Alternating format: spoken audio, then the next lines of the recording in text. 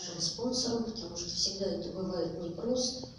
Хочется организовать очень красиво, чтобы ребята, которые приезжали к нам, уезжали вот не только с телефонными адресами, но и с тем еще большим опытом и памятью, которую они здесь получили. Мы не случайно проводили первые и вторые игры в Сочи, потому что Сочи – это наше громадное наследие.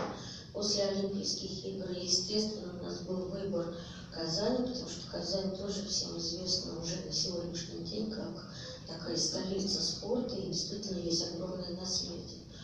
Вот. А кого приглашаем? Мы приглашаем людей, известных в спорте. У нас будет и Анатолий Карпов, будет Александр Карелин, Николай Валуев. То есть у нас будут люди такие, которые как бы известны и через спорт, и не только через спорт.